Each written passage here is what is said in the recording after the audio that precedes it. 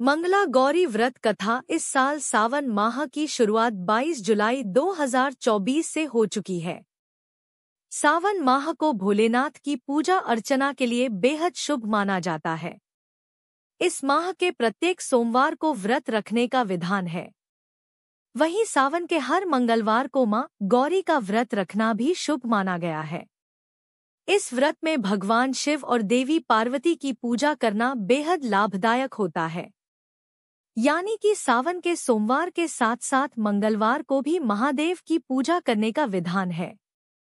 धार्मिक मान्यताओं के अनुसार मंगला गौरी व्रत रखने से वैवाहिक जीवन में चल रही समस्याओं का भी निवारण होता है।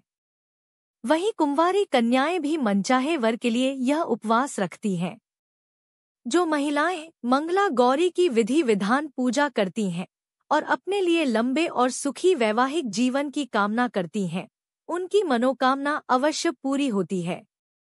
जो महिलाएं उपवास नहीं कर सकती, वह मां मंगला गौरी की पूजा कर सकती हैं।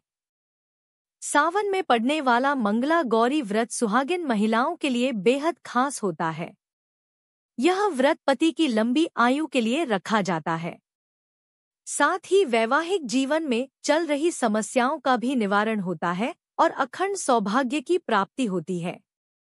धार्मिक मान्यताओं के अनुसार मंगला गौरी का व्रत रखने से व्यक्ति की कुंडली में मंगल दोष दूर होता है। इस दौरान महादेव और मां पार्वती की पूजा एक साथ करने से जीवन में सुख समृद्धि बनी रहती है।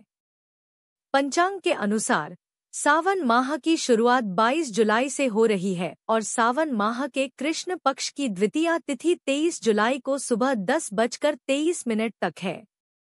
सावन माह का पहला मंगला गौरी व्रत 23 जुलाई को ही रखा जाएगा।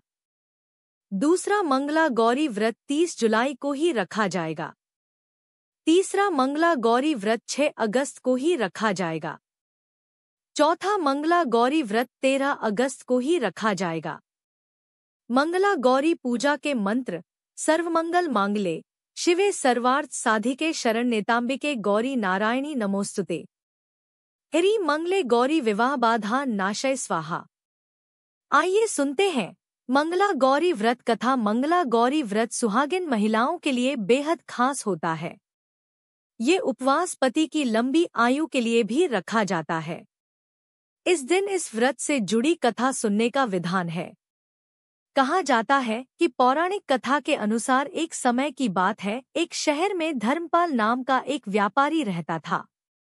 उसकी पत्नी बहुत खूबसूरत थी और उसके पास काफी संपत्ति थी, लेकिन उनके कोई संतान नहीं होने के कारण वे काफी दुखी रहा करते थे। भगवान की कृपा से उन्हें एक पुत्र की प्राप्ति हुई, लेकिन वह अल्पायु था। उनके पुत्र को श्राप मिला था कि 16 वर्ष की आयु में सांप के काटने से उसकी मौत हो जाएगी। संयोग से उसकी शादी 16 वर्ष से पहले ही एक युवती से हुई जिसका माता मंगला गौरी व्रत किया करती थी।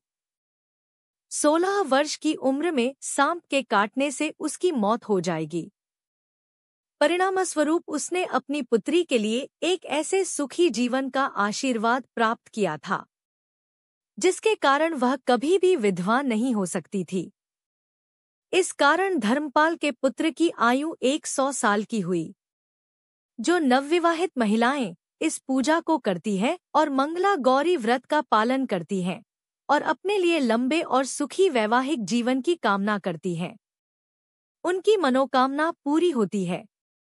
जो महिलाएं उपवास नहीं कर सकती वह मां मंगला गौरी की पूजा कर सकती हैं।